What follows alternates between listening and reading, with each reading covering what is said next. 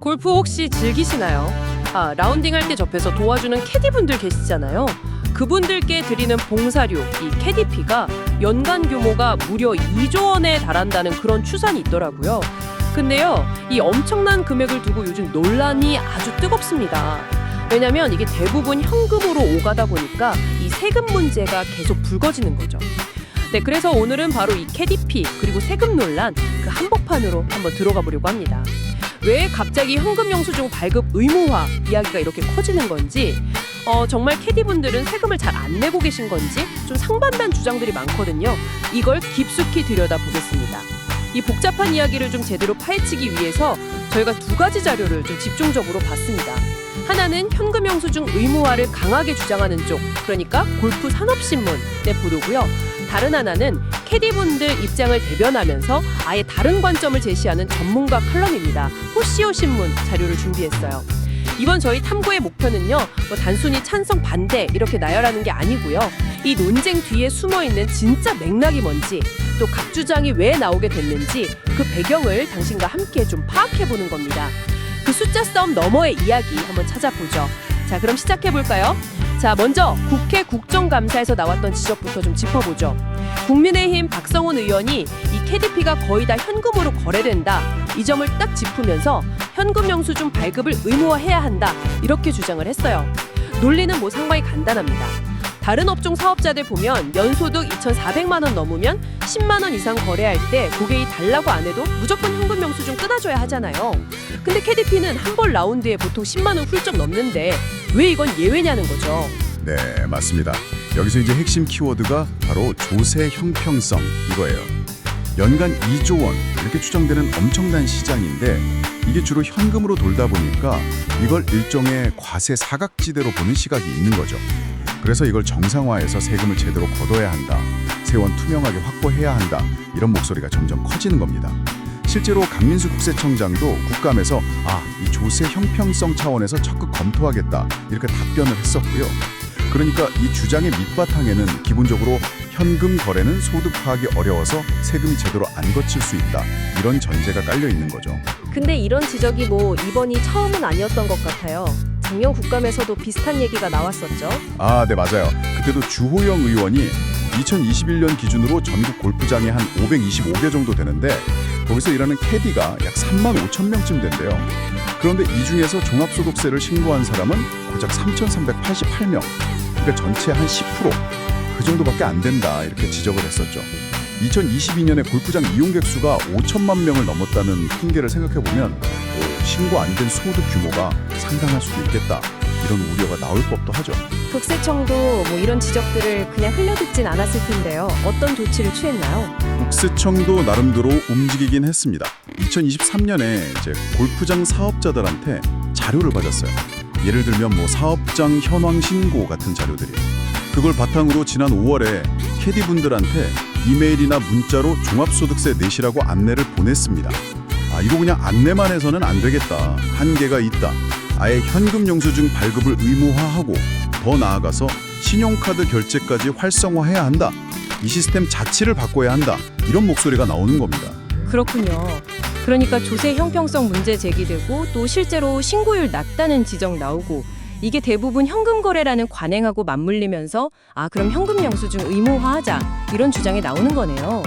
그런데 말입니다. 저희가 본 다른 자료, 그 포시오 신문의 칼럼은 이런 시각에 아주 정면으로 반박을 해요. 제목부터가 캐디는 정말 세금 탈세자인가? 상당히 좀 도발적이죠. 흔히 생각하잖아요.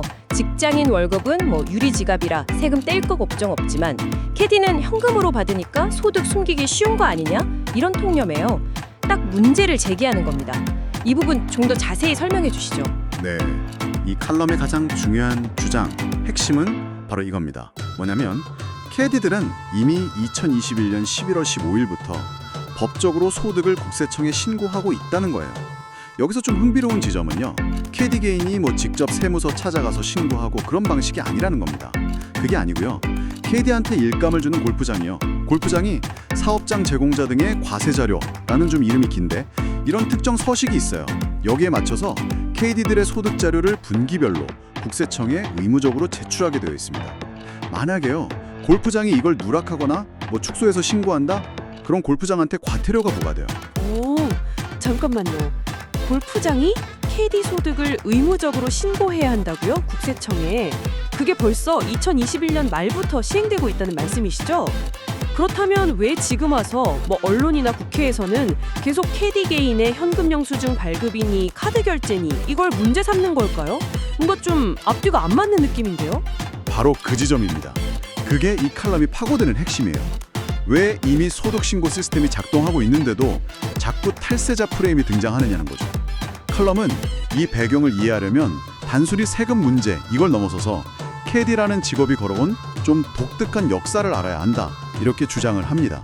국세청의 방관이니 수십 년 된 관행이니 하는 표현들이 나오는 이유가 있다는 거죠. 캐디의 역사라 어떤 점을 좀 주목해야 할까요? 몇 가지 아주 중요한 변곡점들이 있었습니다. 1989년에 대전 유성스시 캐디분들이 노조를 만들려고 시도했는데 그때 실패했고요. 그리고 결정적으로 1994년에 대법원 판결이 하나 나왔어요.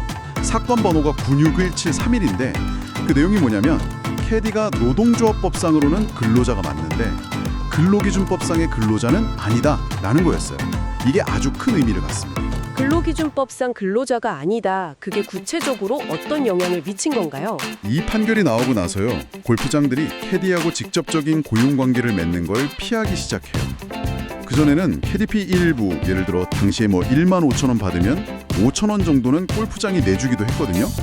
근데 이 판결 이후로는 아예 캐디피 전액을 고객이 캐디한테 직접 주는 방식으로 싹 바꾼 거죠. 그러다 보니까 결과적으로 캐디들은 약 30년 동안 이 고용관계 바깥, 그러니까 국세청의 직접적인 관리망에서도 좀 벗어나게 된 측면이 있고요. 동시에 부당해고나 직장 내 괴롭힘, 성희롱 이런 문제에도 굉장히 취약한 그야말로 인권 사각지대에 놓이게 되었다는 것이 이 칼럼의 분석입니다. 그래서 국세청이 방관했다는 시각에 대해서도 이 칼럼은 조금 다른 해석을 내놓는 거예요. 국세청이 의도적으로 방관했다기보다는 캐디들이 법적으로 워낙 불안정한 지위에 있다 보니까 사회적 약자로서 목소리를 내기 어려웠고 그 결과 자연스럽게 과세 시스템의 관심에서도 좀 멀어졌을 수 있다는 거죠. 특히 최근 몇 년간의 변화를 보면 이 주장에 더 설득력이 실립니다. 아, 최근의 변화요? 어떤 것들이 있었죠? 이게 단계적으로 진행됐는데요. 2007년에야 겨우 통계청 직업 분류에 캐디가 정식으로 이름이 올라갔고요. 2017년에는 국가인권위원회가 캐디 노동 기본권 보장을 위한 법 제정을 권고했습니다. 그리고 2018년에는 국가직무능력표준 NCS라고 하죠. 여기에 캐디 직무가 포함됐어요. 이건 국가가 캐디의 전문성을 인정하기 시작했다는 의미로 볼 수 있고요.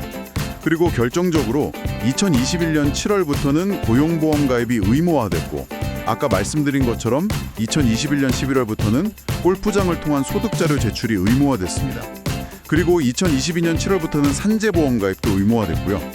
즉 불과 몇 년 사이에 캐디가 굉장히 빠르게 제도권 안으로 편입되고 있었던 거예요. 지금 이 현금 영수증 의무화 논란이 본격화되기 이전에 이미 소득신고 시스템은 구축돼서 돌아가고 있었다는 거죠. 와, 이거 정말 흥미로운 관점이네요. 그러니까 지금의 세금 논란만 볼 게 아니라 수십 년 동안 이어진 어떤 법적 지위의 불안정성, 그리고 최근 몇 년간의 급격한 제도권 편입 과정, 이 큰 그림 속에서 봐야 한다는 거군요. 그런데요, 양측 주장이 또 첨예하게 부딪히는 지점이 있습니다. 바로 캐디의 평균 소득 추정치인데요. 국세청 자료하고 언론 보도하고 차이가 꽤 크다고요. 네, 상당한 차이가 납니다. 국세청이 2023년에 골프장들이 신고한 자료를 바탕으로 계산을 해봤더니 캐디 1인당 평균 수입이 약 3,830만 원이었어요. 이건 이제 전체 신고된 수입액, 그게 1조 2,560억 원인데 이걸 신고된 캐디 수 32,754명으로 나눈 값이죠. 전체 추정 캐디 수가 한 3만 8천 명 정도 되니까 대략 한 85% 정도가 신고된 셈입니다. 그런데 일부 언론에서는요, 골프 업계, 특히 그 캐디피 카드 결제 서비스라는 특정 업체가 있어요. 그린재켓 같은 곳인데 여기서 추정한 자료를 인용해서 캐디 1인당 평균 수입을 5,500만 원으로 보도했습니다. 3,830만 원 대 5,500만 원이라 와, 거의 1,700만 원 가까이 차이가 나는데 왜 이렇게 큰 차이가 나는 거죠? 계산 방식이 다른 건가요? 네, 계산 방식의 가정이 좀 다릅니다. 5,500만 원이라는 추정치는요, 연간 총 골프장 이용객 수, 그게 한 3만 58만 명 정도 되거든요. 그리고 평균 캐디피가 한 14만 5천 원, 그리고 전체 추정 캐디 수가 3만 8천 명. 이걸 가지고 좀 단순하게 계산한 결과로 보여요. 그러니까 모든 라운드에 캐디가 다 동반하고 또 평균 캐디피인 14만 5천 원을 다 받는다고 가정한 거죠. 하지만 호시우 신문 칼럼은 여기에 좀 맹점이 있다고 지적합니다. 어떤 맹점이요? 2024년 5월 기준으로요. 전국 골프장이 560개인데 이 중에 무려 40.5%, 그러니까 227곳이나 캐디 선택제를 운영하고 있다는 거예요. 뭐 노캐디, 아예 캐디가 없는 거죠. 아니면 마샬 캐디라고 진행만 도와주거나 드라이빙 캐디라고 운전만 해주는 경우도 있고요. 이런 경우는 캐디피가 훨씬 싸거나 아예 발생하지 않거든요. 따라서 모든 라운드에 14만 5천 원의 캐디피가 지급된다는 가정 자체가 현실하고 좀 다를 수 있다는 거죠. 이런 캐디 선택제의 영향을 고려하면 실제 신고 자료를 기반으로 한 국세청의 3,830만 원이 현실 평균 소득에 더 가까울 수 있다. 이런 분석입니다. 물론 뭐 국세청 자료에도 누락이나 축소 신고 가능성이 아예 없다고는 할 수 없겠지만 계산의 기본 가정만 놓고 보면 그렇다는 거죠. 그렇군요. 이 소득 추정치 자체가 또 하나의 논쟁거리가 되고 있는 상황이네요. 이런 와중에 신용카드 결제를 활성화해야 한다는 주장도 계속 나오고 있잖아요. 실제로 금융위원회에서 규제 샌드박스라는 제도를 통해서 원래 사업자 등록 없는 개인은 카드 결제 받기 어려운데 캐디는 예외적으로 받을 수 있게 길을 터줬다고요. 네, 맞아요. 규제 샌드박스라는 게 새로운 서비스나 기술 같은 걸 시험해 볼 수 있게 일정 기간 동안 기존 규제를 좀 풀어주는 제도거든요. 이걸 통해서 비사업자인 캐디도 카드 단말기로 캐디피를 받을 수 있게 된 거죠. 겉으로 보기에는 뭐 결제 투명성을 높이는 조치처럼 보일 수 있습니다. 하지만 캐디 입장에서는 이것도 마냥 반가운 소식만은 아닐 것 같은데요. 수수료 문제도 있을 것 같고요. 네, 정확히 보셨습니다. 캐디 입장에서는 이게 현실적인 문제가 있어요. 예를 들어서 캐디피 15만 원을 카드로 받잖아요. 그럼 카드 수수료가 한 4천 원 정도 발생합니다. 이건 뭐 고스란히 캐디의 소득 감소로 이어지죠. 그래서 포스유 신문 콜럼을 이렇게 반문하는 겁니다.